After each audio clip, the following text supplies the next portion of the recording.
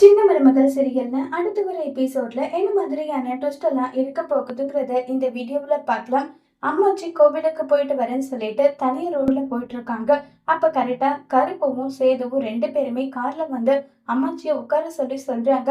அம்மாச்சி உட்கார முடியாதுன்னு சொல்றாங்க. ப்ளீஸ் அம்மாச்சி உட்காருங்கன்னு சொன்னதும் என்ன விஷயம் சொல்லுங்கன்னு சொல்றாங்க. தமிழ் காலேஜுக்கு குழந்தை தூக்கிட்டு போயிட்டு வர்றது எந்த அளவுக்கு கஷ்டமா இருக்கு. அதனால தமிழுக்கு கார் வாங்கி கொடுக்கலாம்னு சொல்லி முடிவு பண்ணிருக்கோம். ஏண்டா என் பேத்தி என்ன அவ்வளவு சொர்ண கெட்டவளா? அவெல்லாம் அப்படியெல்லாம் வாங்க மாட்டான்னு சொல்றாங்க.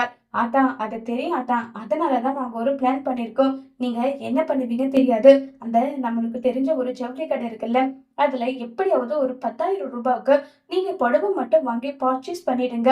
மீதி கதையை நாங்க பாத்துக்கிறோம் சொல்றாங்க. என்ன கார் இது பரிசா கொடுக்க போறீங்களா?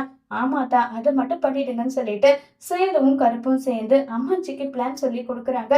உடனே அம்மாச்சி என்ன பண்றது ஏது பண்றதுன்னு தெரியலையேன்னு சொல்லிட்டு நல்லா இருக்க புடவையை கட் பண்ணி அதை கிழிச்சு விட்டுடுது. உடனே வசந்தி வந்து அம்மா என்னம்மா ஆச்சுன்னு சொல்லி கேக்குறாங்க. இல்ல, இந்த வீட்டுல இந்த வசதிக்கு ஏத்த மாதிரி நம்ம இருக்கோம்னா அதுக்கேத்த உடைய தானே உடுத்தணும், அதுதான் சொல்லிட்டு கிழிஞ்ச புடவை கட்டிட்டு தமிழ் முன்னாடி அங்க இருக்கவங்க முன்னாடி பயங்கரமா வந்து சிம்பத்தி கிரியேட் பண்ணுது. உடனே தமிழ் வந்து அம்மாச்சி நீ ஒன்னும் கவலைப்படாத, நீ இப்படி எல்லாம் கிழிஞ்ச புடவை கட்டிட்டு இருக்கணும்ன்ற அவசியம் எல்லாம் ஒன்றும் கிடையாது. நாளைக்கே டவுனுக்கு போயிட்டு நம்ம புடவை வாங்கிட்டு வரலாம்னு சொல்றாங்க. உடனே அம்மாச்சி நாளைக்கெல்லாம் இல்ல, இப்ப என்ன ஃப்ரீயா தானே இருக்க, வா நம்ம போயிட்டு வரலாம். என்ன அம்மாச்சி திடீர்னு இப்ப வரணும்னு சொன்னா எப்படி? இன்னும் எனக்கு படிக்க வேண்டிய வேலையெல்லாம் ஏகப்பட்டது இருக்கு, போயிட்டு உடனே வந்துடலாம் வா தமிழ்னு சொல்லிட்டு அடைப்பிடிச்சு கூட்டிட்டு போறாங்க. அங்க போன அம்மாச்சி என்ன பண்றாங்கன்னா ஒரு கிட்டத்தட்ட 10,000 ரூபாய்க்கு மேலேயே வந்து பர்ச்சேஸ் பண்றாங்க.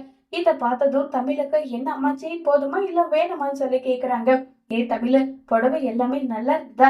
பார்த்ததும் பிடிச்சிருச்சு, எப்பயும் எடுக்கிற மாதிரி எடுத்துட்டேன். உன் கையில காசு இல்லைன்னா விடுன்றாங்க. அதெல்லாம் ஒண்ணு இல்ல அம்மாச்சி, பணம் தானே, பணம் இருக்குன்னு சொல்லிட்டு 10,000 ரூபாய் வந்து கொடுக்குறாங்க.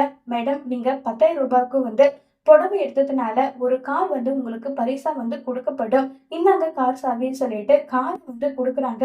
இதை பார்த்ததும் தமிழுக்கு பயங்கரமா ஷாக்கிங் ஆகுது.